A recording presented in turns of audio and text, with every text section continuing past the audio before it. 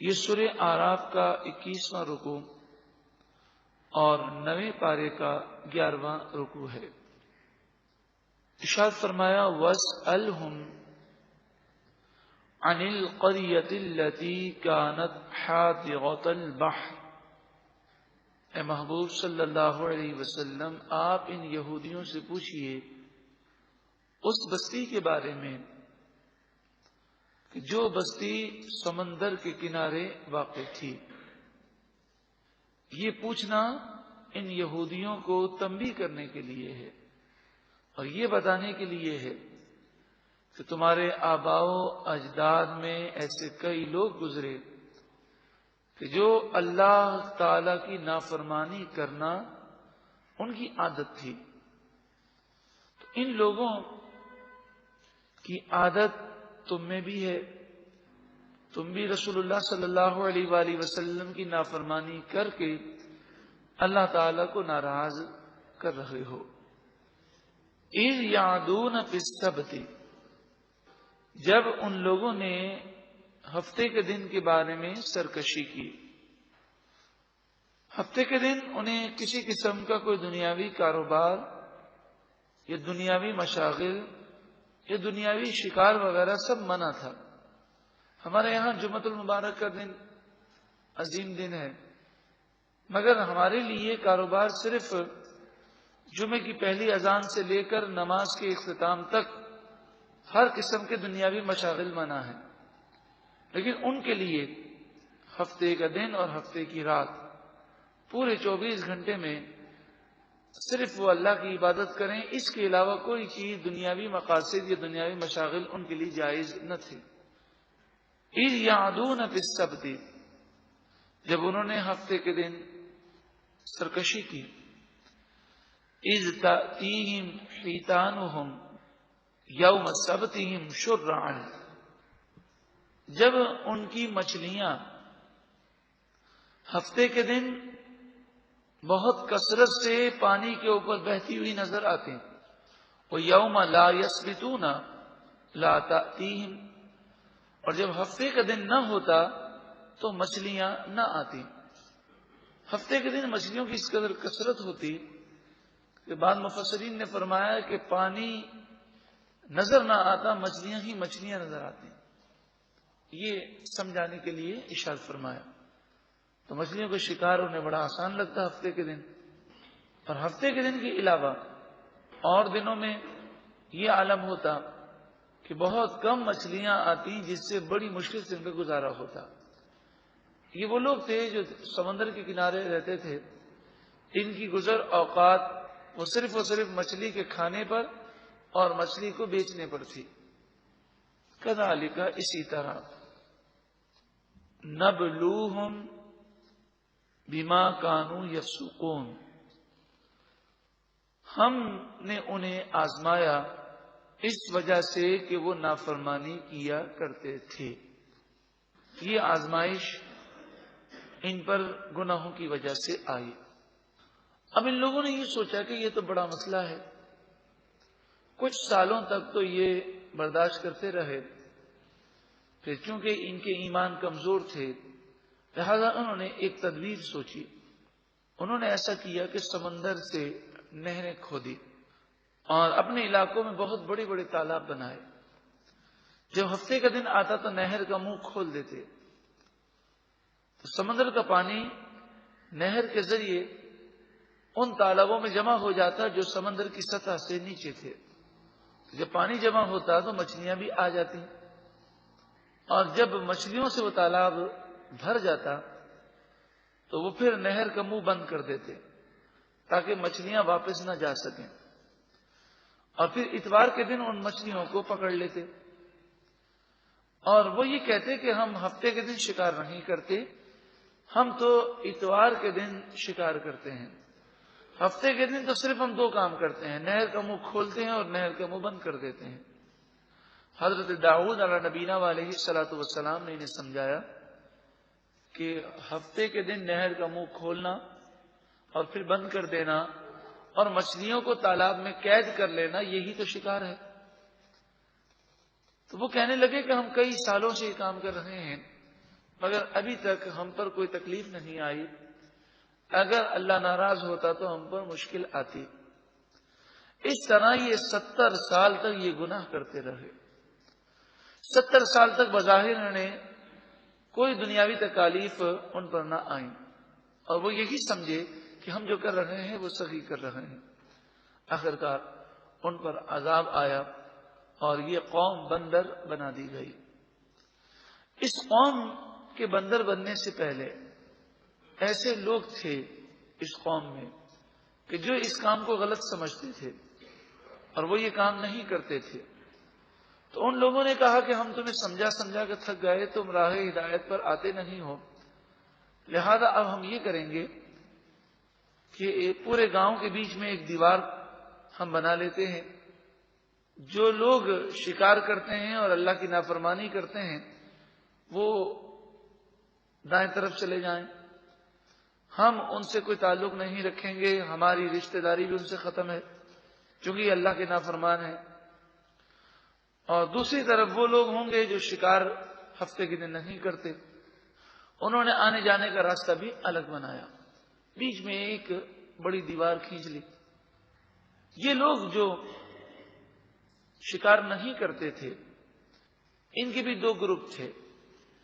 ایک گروپ وہ تھا کہ جو ان گناہ گاروں کو نصیحت کرتا اور نیکی کی دعوت دیتا, برائیوں سے انہیں روکتا. ایک گروپ تو وہ تھا. اور دوسرا گروپ جو تھا وہ یہ کہتا کہ کیوں اپنا وقت ضائع کرتے ہو, کئی سالوں سے سمجھا رہے ہیں, یہ لوگ سدھرنے اور سمجھنے کو تیار ہی نہیں ہے, لہذا اپنا وقت ضائع مت کرو.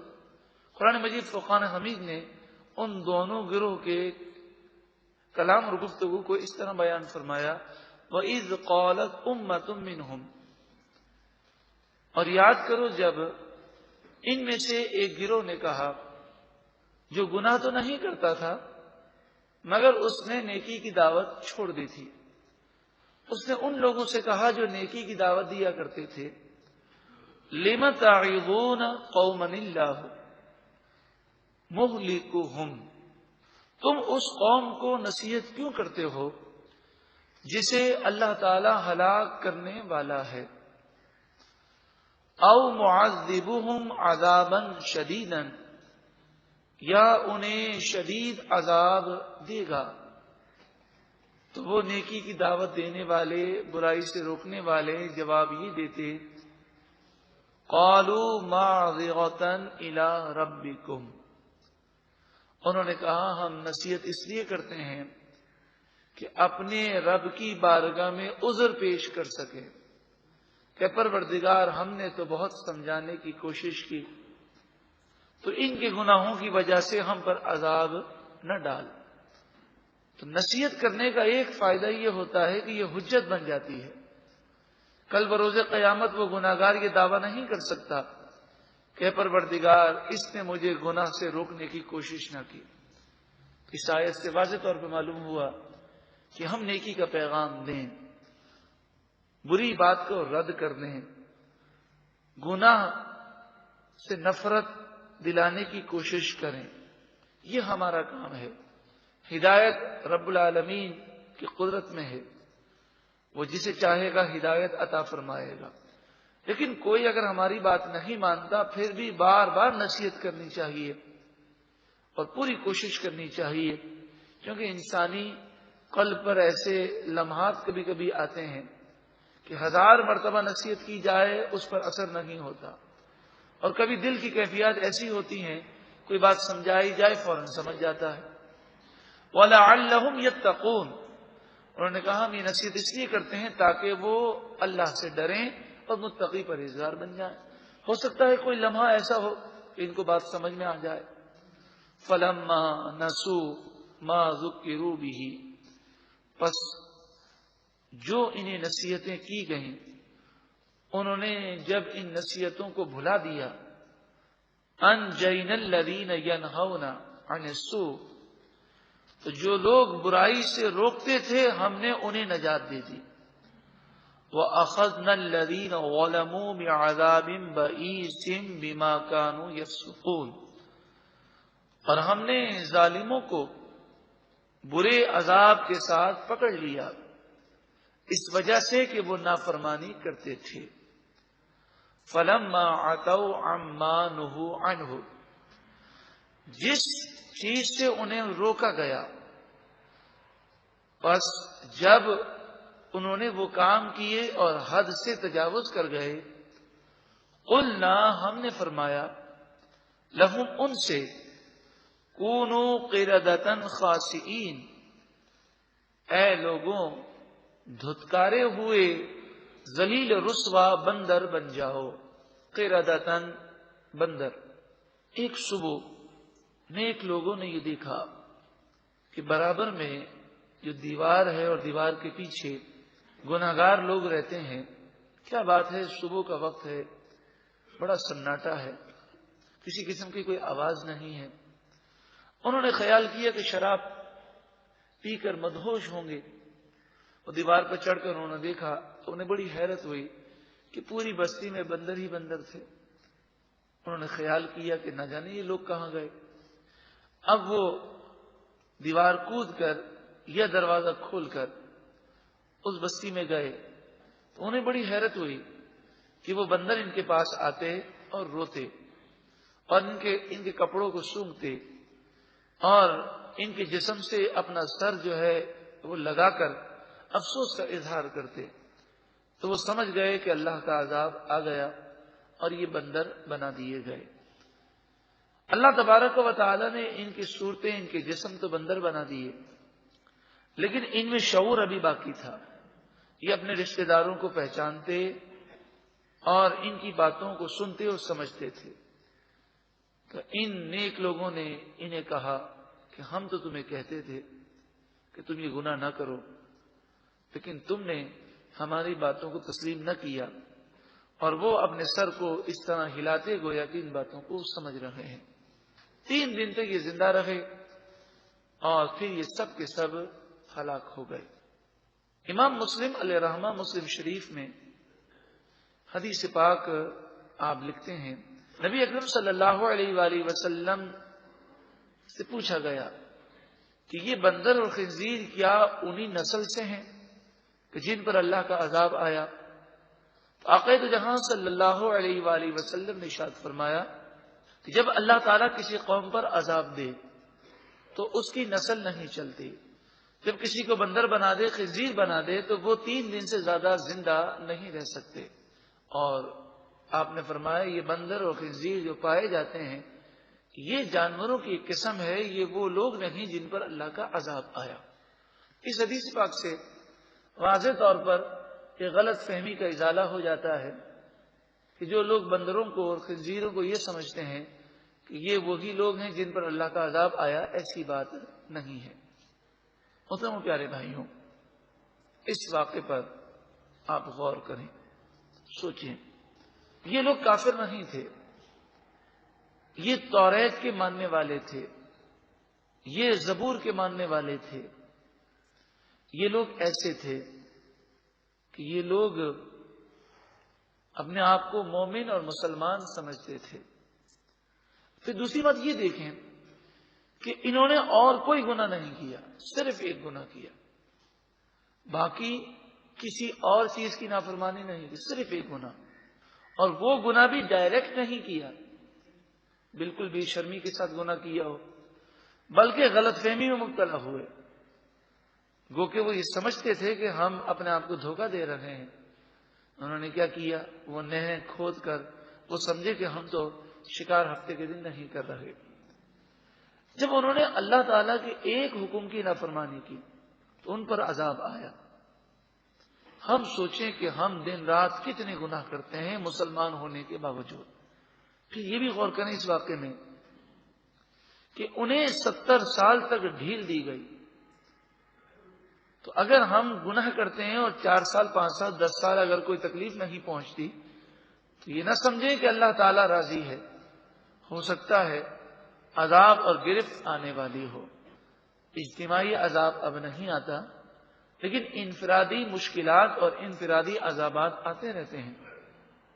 اس واقعے میں عبرت ہے، اور خاص طور پر یہ عبرت بھی ہے کہ جو لوگ کاروباری معاملات میں پہلے تو یہ ذہن رکھتے ہیں کہ ہم حرام نہیں کمائیں گے، لیکن ان پر جب امتحان آتا ہے، آزمائش آتی ہے کہ حلال ان کے لیے مشکل ہو جاتا ہے اور حرام ان کے پاؤں میں آنے لگتا ہے، تو اس وقت وہ صبر نہیں کر پاتے اور حرام میں ملوث ہو جاتے ہیں۔ ان کے لیے اس واقعے میں عبرت ہے کہ دیکھیے ان کے لیے آزمائش تھی کہ اور دنوں میں مچھلیاں بہت کم آتی ہیں اور ہفتے کے دن شکار منع ہے تو مچھلیوں کی کثرت ہوتی۔ یہ وقتی پیریڈ ہوتا ہے۔ اگر بندہ یہ عزم کر لے کہ میں جھوٹ نہیں بولوں گا، حرام ذرائع اختیار نہیں کروں گا، چاہے مجھے بھوکا رہنا پڑے، تو اللہ تبارک و تعالی اس کے نقصان کو نفع سے تبدیل فرمانے پر قادر ہے۔ وہ رب العالمین کرم فرمائے گا تو چند دنوں کے بعد اس کی مشکلات آسان ہوں گی اور انشاءاللہ اس کے لیے روزی کے دروازے، حلال روزی کے دروازے کھول دیے جائیں گے۔ کیونکہ انسان کو اس وقت تک موت نہیں آ سکتی جب تک جو روزی اس کے نصیب میں لکھی ہے وہ مل نہ جائے۔ اب یہ انسان کا اپنا اختیار ہے کہ وہ نصیب کی روزی کو حلال طریقے سے حاصل کرتا ہے یا حرام ذرائع سے اس کو حاصل کرتا ہے۔ وَإِذْ اور یاد کرو جب تَأَذَّنَ رَبُّكَ لَيَبْعَثَنَّ عَلَيْهِمْ إِلَى يَوْمِ الْقِيَامَةِ مَن يَسُومُهُمْ سُوءَ الْعَذَابِ۔ یہ آیت کریمہ مسلمانوں کے لیے بہت بڑی عبرت ہے۔ ارشاد فرمایا اور یاد کرو جب آپ کے رب نے حکم فرمایا، اعلان فرمایا، ضرور بضرور میں ان گناہگاروں پر قیامت تک ایسے لوگ بھیجتا رہوں گا کہ جو انہیں سخت تکالیف دیں گے۔ یعنی بنی اسرائیل سے فرمایا گیا کہ جن لوگوں نے مچھلیوں کا شکار کیا، نافرمانی کی، انہیں بندر بنا دیا گیا۔ اب اس کے بعد جو توریت کا ماننے والا ہوگا، انجیل کا ماننے والا ہوگا، اپنے آپ کو مسلمان کہتا ہوگا، اور قرآن پاک کی آمد کے بعد اب جو قرآن کو ماننے والا ہے وہی مسلمان ہے، تو جو اپنے آپ کو مسلمان سمجھتا ہو اور جب وہ اللہ کی نافرمانی کرے گا تو اللہ تعالی ظالموں کو ان پر مسلط فرما دے گا۔ اگر ہم کافروں پر غلبہ چاہتے ہیں اور ظالموں کے ظلم سے بچنا چاہتے ہیں تو اللہ تعالی کی فرمانبرداری کریں، انشاءاللہ غیبی امداد ہوگی اور ظالموں پر اللہ تعالی ہم سب کو فتح و نصرت عطا فرمائے گا۔ تو یہ کافروں کا، ظالموں کا مسلط ہو جانا یہ بھی تنبیہ ہے ان لوگوں کے لیے کہ جو مسلمان ہونے کے باوجود اللہ کی نافرمانی کرتے ہیں، تاکہ وہ سدھر جائیں اور گناہوں سے توبہ کر لیں، کہ مسلمانوں کے لیے آخرت ہے۔ جب وہ آخرت کو بھلا کر دنیا کے مشاغل میں لگ جائے تو انہیں تنبیہ کی جاتی ہے۔ میں آپ کو ایک مثال کے طور پر پیش کرتا ہوں۔ عراق کے اندر ایک وقت وہ آیا کہ نعوذ باللہ من ذالک لوگ اتنے دین سے دور ہو گئے کہ مسجدیں ویران ہو گئیں، یہاں تک کہ بعض مسجدوں میں 5 وقتہ نماز با جماعت نہ پڑھی جاتی، اور یہ عالم ہو گیا کہ بعض مسجدوں میں جمعہ تک منعقد نہ ہوتا۔ لوگ اتنے نمازوں سے اور دین سے دور ہو گئے، کافر مسلط کر دیے گئے۔ یہ تنبیہ ہے مسلمانوں کے لیے۔ آج بھی اندرون سندھ اور اندرون پنجاب دیہاتوں میں ایسی کئی مسجدیں ہیں جو ویران پڑی ہیں، جن میں نہ اذان ہوتی ہے اور نہ ہی جماعت کھڑی ہوتی ہے، بلکہ نعوذ باللہ من ذالک ایسی مسجدیں بھی بھائیوں نے دیکھی۔ دعوت اسلامی کے جب قافلے اندرون سندھ اور اندرون پنجاب وہ تبلیغ دین کے لیے جاتے ہیں تو بتاتے ہیں کہ ایسی مسجدیں بھی ہم نے دیکھی کہ مسجد کے اندر نعوذ باللہ من ذالک کتوں نے ڈیرا ڈالا ہوا ہے اور دیہاتیوں کو پرواہ نہیں، وہ اس کی صفائی کرتے ہیں، نماز شروع کرتے ہیں، لوگوں کو ترغیب دلاتے ہیں۔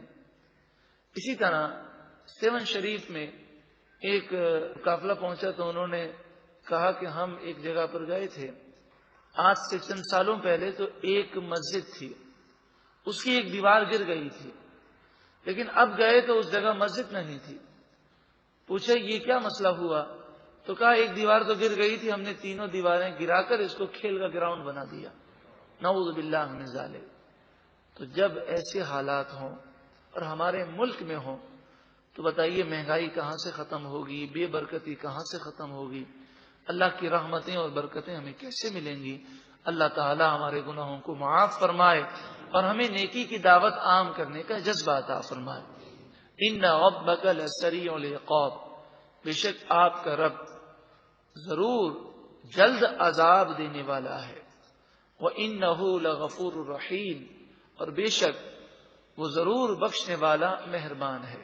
وَقَطَّعْنَاهُمْ فِي الْأَرْضِ أُمَمًا، اور ہم نے انہیں زمین میں گروہ در گروہ کر دیا، منہم الصالحون، ان میں سے کچھ نیکوکار ہیں، ومنہم دون ذلک، اور ان میں سے کچھ وہ لوگ ہیں جو گناہگار ہیں، وبلوناہم بالحسنات والسیئات، اور ہم نے انہیں آزمایا بھلائی اور تکالیف کے ذریعے، نعمت دے کر آزمایا، پھر مشکل دے کر آزمایا، کہ نعمت دی تاکہ وہ نعمت کی وجہ سے ہی اللہ کی بارگاہ میں جھک جائیں، کہ اتنے گناہوں کے باوجود وہ رب ہمیں نعمتیں دے رہا ہے، پھر بھی وہ نہ سدھرے، پھر ان پر مشکلات آئیں، ان مشکلات سے بھی انہوں نے عبرت حاصل نہ کی۔ وَبَلَوْنَاهُمْ، ہم نے انہیں آزمایا، بِالْحَسَنَاتِ وَالسَّيِّئَاتِ، نعمتوں کے ذریعے اور مشکلات کے ذریعے، لَعَلَّهُمْ يَرْجِعُونَ، تاکہ وہ پلٹ جائیں اور دین کی طرف آ جائیں۔ فَخَلَفَ مِن بَعْدِهِمْ خَلْفٌ، پھر ان کے بعد کچھ ایسے لوگ آئے، وَرِثُوا الْكِتَابَ، جو کتاب توریت کے وارث بن گئے، يَأْخُذُونَ عَرَضَ هَذَا الْأَدْنَىٰ، اللہ اکبر، وہ اس کتاب کے ذریعے اس ذلیل دنیا کا سامان اور ذلیل دنیا کی دولت حاصل کرتے ہیں۔ وَيَقُولُونَ، اور وہ کہتے ہیں، سَيُغْفَرُ لَنَا، ہماری بخشش کر دی جائے گی۔ یعنی ایک تو رشوت لیتے ہیں، گناہ کرتے ہیں، رشوت لے کر غلط مسئلہ بیان کرتے ہیں یہودی علماء۔ روایت میں آتا ہے، مفسرین فرماتے ہیں کہ یہودیوں کی حالت اتنی خراب ہوئی اور وہ توریت کے احکامات سے اتنے دور ہو گئے کہ ان کا ہر قاضی، ان کا ہر جج رشوت لیتا، اور لوگ اس جج کی برائی کرتے اور کہتے یہ قاضی جو ہے رشوت خور ہے، لیکن جب وہ خود سیٹ پر آتا تو وہ بھی رشوت خور بن جاتا۔ یہودیوں کی ابتری کی حالت اور مسلمانوں کا حال کوئی زیادہ مختلف نہیں ہے۔ آج ہم سرکاری محکموں میں جو کام کرتے ہیں ان پر لان تان تو کرتے ہیں کہ وہ رشوتیں لیتے ہیں، لیکن لان تان کرنے والے ہی جب ان عہدوں پر جاتے ہیں تو وہ بھی حرام مال حاصل کرنے میں ذرہ برابر بھی شرم محسوس نہیں کرتے۔ وَإِن يَأْتِهِمْ عَرَضٌ مِثْلُهُ يَأْخُذُوهُ، اتنے لالچی ہیں کہ ایک دفعہ سامان اور دولت لینے سے، رشوت لینے سے جان نہیں چھوٹتی ان کی ہرس اور لالچ ختم نہیں ہوتی۔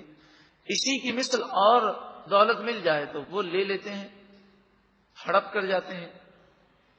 أَلَمْ يُؤْخَذْ عَلَيْهِمْ مِيثَاقُ الْكِتَابِ أَلَّا يَقُولُوا عَلَى اللَّهِ إِلَّا الْحَقَّ، کیا ان پر کتاب اللہ کے ذریعے پکا وعدہ نہ لیا گیا کہ وہ اللہ پر ہمیشہ سچی بات کہیں گے، یعنی اللہ کی خاطر انصاف کی بات کہیں گے، سچ بولیں گے، اور تمام معاملات میں رشوت سے اور ان گناہوں سے محفوظ رہیں گے۔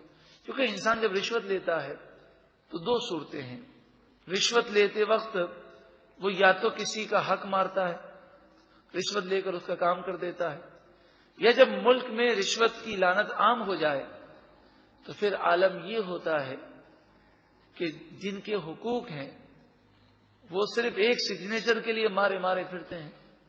اللہ تعالیٰ اس رشوت کی لعنت سے تمام مسلمانوں کو نجات عطا فرمائے۔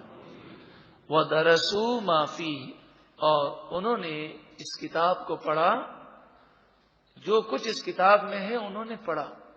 تو پڑھنے کے باوجود بھی انہوں نے عمل نہیں کیا. مسلمانوں کا بھی یہی حال ہے کہ قرآن پڑھا تو صحیح عمل نہیں کیا. لیکن اب تو پڑھنے سے بھی گئے. اکثر مسلمانوں کو یہ معلوم ہی نہیں کہ قرآن پاک میں کیا لکھا ہے.